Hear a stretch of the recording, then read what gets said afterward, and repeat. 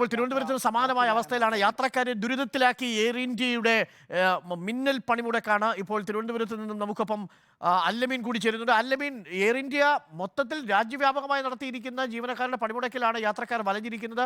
ഒട്ടേറെ ബുദ്ധിമുട്ടുകളുള്ളവർ, കുട്ടികളായിട്ട് വന്നവർ, സ്ത്രീകളായിട്ട് വന്നവർ, പ്രായമായവർ, ഇവർക്കെല്ലാം വലിയ ബുദ്ധിമുട്ടാണ്. പലയിടങ്ങളിൽ നിന്നും എത്തിയവരാണ്. എന്താണ് യാത്രക്കാരുടെ പ്രതികരണം? തിരുവനന്തപുരത്തും സമാനമായ അവസ്ഥ തന്നെയാണോ? അരുൺകുമാർ, തിരുവനന്തപുരത്തും 3 വിമാനങ്ങളാണ് റദ്ദാക്കിയിട്ടുള്ളത്. പുലർച്ചെ 1 മണി മുതൽ പോകേണ്ട വിമാനങ്ങൾ, അത് മസ്കറ്റിലേക്കും അബുദാബിയിലേക്കും ദുബായിലേക്കും ഒക്കെ പോകേണ്ട എയർ ഇന്ത്യ വിമാനമാണ് മുന്നറിയിപ്പില്ലാതെ റദ്ദാക്കിയത്. അതിനെ തുടർന്ന് നിരവധി യാത്രക്കാർ, കൊച്ചു കുട്ടികളെ ഉൾപ്പെടെയുള്ള കൈക്കുഞ്ഞുങ്ങളുമായി വന്ന ആൾക്കാർ ഉൾപ്പെടെ ഇവിടെ ഉണ്ട്. അവരുടെ ഒരു പ്രതികരണത്തിലേക്ക് കൂടെ പോകാം. ചേട്ടാ, നിങ്ങൾ എവിടെ നിന്ന് വന്നതാണ്? നമ്മൾ കിളിമാനൂരിൽ നിന്നാണ് വന്നത്. നമുക്ക് ഇന്നലെ രാത്രി 7:40 ഇവിടുന്ന് എൻട്രി കിട്ടിയത്. 10:40 ഫ്ലൈറ്റിലായിരുന്നു പോവേണ്ടത്, ഷാർജയ്ക്ക് പോവേണ്ടതാണ്. അങ്ങനെ ബോർഡിംഗ് പാസും കാര്യങ്ങളും കിട്ടി, എമിഗ്രേഷൻ കാര്യങ്ങളും കഴിഞ്ഞ് ലഗേജ് വരെ പോയി കഴിഞ്ഞു. നമ്മൾ അവിടെ ഇരിക്കുന്ന സമയത്ത് 2 മണിക്കൂർ ഡിലേ എന്ന് പറയുന്നു. 2 മണിക്കൂർ ഡിലേ കഴിയുമ്പോഴേക്കും അവർ 1 കുപ്പി വെള്ളം കൊണ്ട് തന്നിട്ട് അവർ പറയുന്നു ഇന്നിനി ഫ്ലൈറ്റ് ക്യാൻസൽ ആണെന്ന് പറയുന്നു. എല്ലാവരെയും പുറത്തിറക്കുന്നു. എന്നിട്ട് അവർക്ക് ഇഷ്ടപ്പെടുന്ന ഒരു ഡേറ്റ് തരുന്നു. ഈ ഡേറ്റിൽ വേണമെങ്കിൽ പൊക്കോ എന്ന് പറയുന്നു. യാതൊരു അടിസ്ഥാന സൗകര്യങ്ങളും അവർ ചെയ്തു തരുന്നില്ല. നമുക്കെല്ലാം 9-ാം തീയതിക്ക് മുമ്പ് അവിടെ ചെന്ന് ജോയിൻ ചെയ്യേണ്ട ആൾക്കാരാണ്. ആ ജോലിയും കാര്യങ്ങളും നഷ്ടപ്പെടുന്ന ഒരു രീതിയിൽ നിൽക്കുകയാണ്. നമുക്ക് ഏതെങ്കിലും രീതിയിൽ നമ്മളെ ഇവിടെ നിന്ന് ഇറക്കുക, നമ്മൾക്ക് ഇവിടെ നിന്ന് ചെല്ലേണ്ട സ്ഥലത്ത് എത്തിക്കുക, ഇത്ര മാത്രമാണ് നമുക്ക്.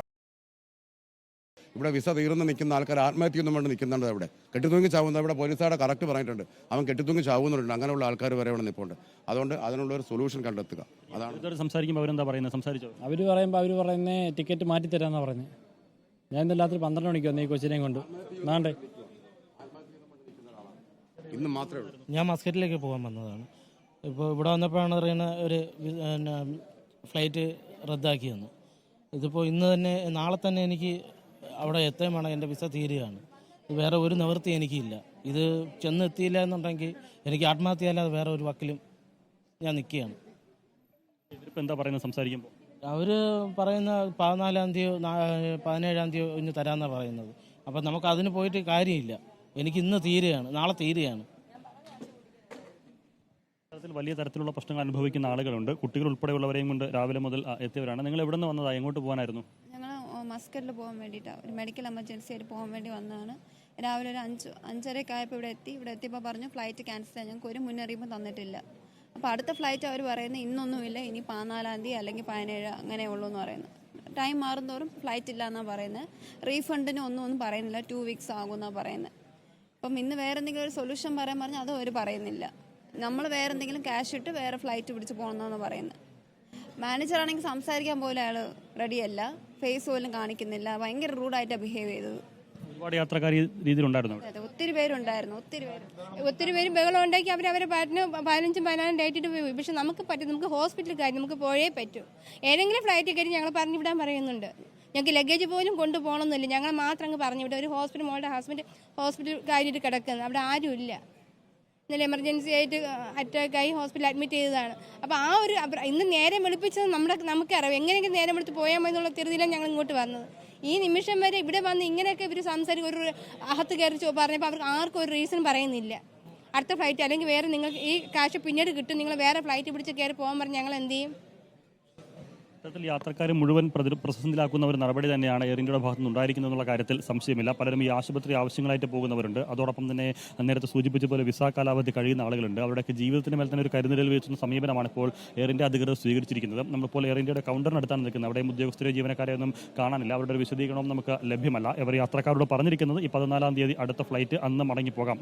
ആ സമയത്ത് മാത്രം ആ 14-ാം തീയതി ഫ്ലൈറ്റിന് പോയില്ല എങ്കിൽ ആ സമയമാകുമ്പോഴത്തേക്കും റീഫണ്ട് കിട്ടും, ക്യാഷ് തിരികെ കിട്ടും. അതിന് മുമ്പ് കാശ് കൊടുക്കാൻ ഒന്നും തയ്യാറല്ല എന്നൊരു നടപടിയാണ് സ്വീകരിച്ചിരിക്കുന്നത്. പലരുടെയും ലഗേജ് ഉൾപ്പെടെ സാധനങ്ങൾ ഉൾപ്പെടെ അവിടേക്ക് എത്തുകയും ചെയ്തിട്ടുണ്ട് എന്നുള്ളതാണ്. ഒരു മുന്നറിയിപ്പുമില്ലാതെ ആളുകളോട് സ്വീകരിച്ചിരുന്ന നടപടിയിൽ വലിയ രീതിയിൽ നട്ടം തിരിയുന്നൊരു സാഹചര്യം തന്നെയാണ്.